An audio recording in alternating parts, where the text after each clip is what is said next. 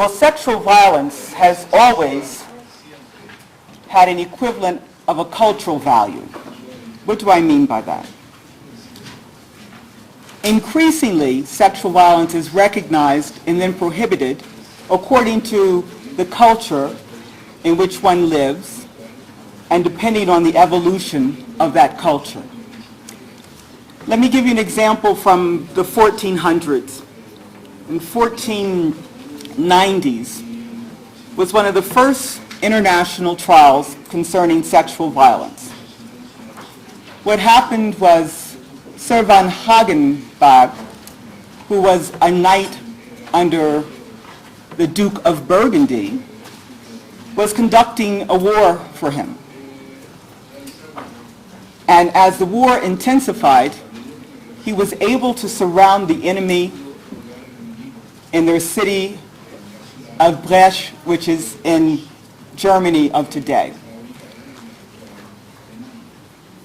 He surrounded the enemy and then sent his troops in to kill, to maim, to rape, to loot. After he completed this destruction, an international tribunal consisting of the different realms and different dukes was convened because he had broken the law. What had he done? Well, you're allowed to surround a city. It's called a siege. And you're allowed to go into the city and maim, loot, rape, kill. But before you do that, you were supposed to send a messenger in with a white flag and ask the enemy to please give up. Surrender yourself. And if the enemy did not surrender themselves, then all of the killing, the maiming, the raping, the looting was completely legal. A siege took legal precedence, and the rapes within the siege took legal precedence and had a cultural value that was very high. But because Sir van Wagenhoff did not send in that message or the white flag, he was found to have committed a violation of war. His defense was, I was following orders from the Duke of Burgundy. The council said, that's not a legitimate defense, and he was killed supposedly within an hour afterwards.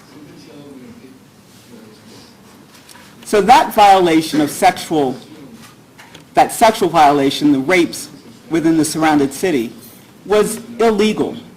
Not because women meant something or women were considered to be individuals, but because he had not followed the proper war procedure where rape would have been legal.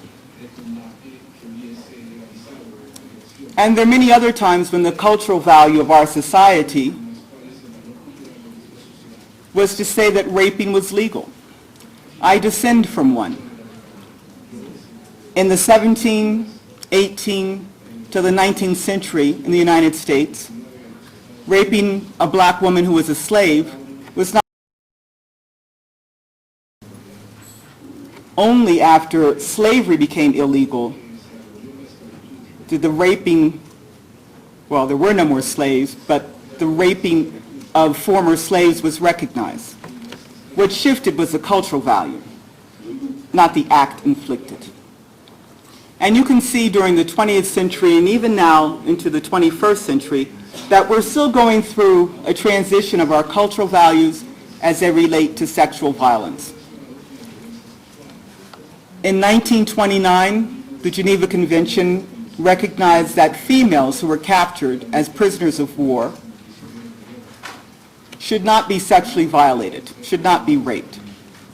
That was prohibited explicitly. They were to be given all consideration due their sex. We know in 1949, finally we recognized rape, enforced prostitution, or indecent assault of any kind on civilian populations through the 1949 Geneva Convention. But there were other forms of outlawing rape, but we realized too that it was never enforced. Once it was outlawed, it wasn't enforced, and the practice became to ignore the law. It wasn't until 1977 that in international humanitarian law there was an explicit outlawing of rape during internal armed conflict that spoke about rape, again, in forced prostitution or indecent assault of every kind. 1977. So when the ad hoc tribunals for the former Yugoslavia and for Rwanda came into being, you couldn't question why people, mainly feminists, took to the streets and said, make rape a war crime. It already was a war crime, but it wasn't one that was enforced. I came to the Yugoslav Tribunal in 1994 and had, along with most of my colleagues, the outrageous luck of having one of the best bosses I've ever had in my life. It was Prosecutor Goldstone. And he realized right away that if this tribunal were to be successful, we had to get gender, sexual violence correct under our mandate. He didn't have to be convinced. I didn't have to do a long paper. As a matter of fact, I remember the day when I was sitting up in the investigation section, and he came to me and said, I've got an idea. I'd like to make you the legal advisor for gender. Would you be willing to take that? I tried to play hard to get. I said, oh, I'll tell you tomorrow. I need to think about it. Yes, yes. Well, I was so happy. And then from that following day, we sat down and decided how to go forward. Because he came out of the South Africa apartheid experience, he had been known as having set up one of the very important commissions that looked at police violence in South Africa against blacks. There were some things that he just got. So sexual violence, that had occurred during war, that we could prosecute it under our mandate, even though we were limited to one enunciation of rape. For him, not only there was no doubt, it was how do we make the strategy? Among the things we did immediately was that we were receiving hundreds of letters from civil society asking us to please prosecute sexual violence, open up a special prosecution or prosecution section for rape. One of the first things he wanted to do was answer each letter to let them know that we were present and on duty.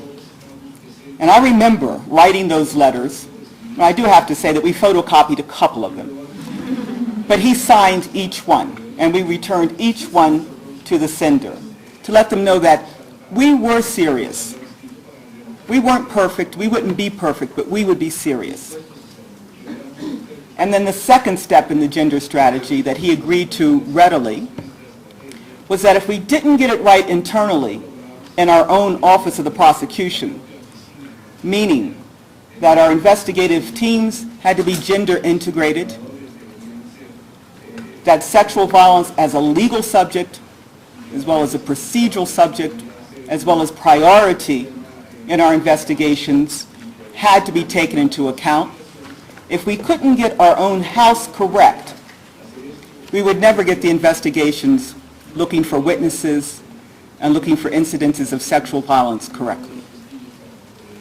So I wrote letters to the European Association of Investigators asking for names of female investigators who would be interested in joining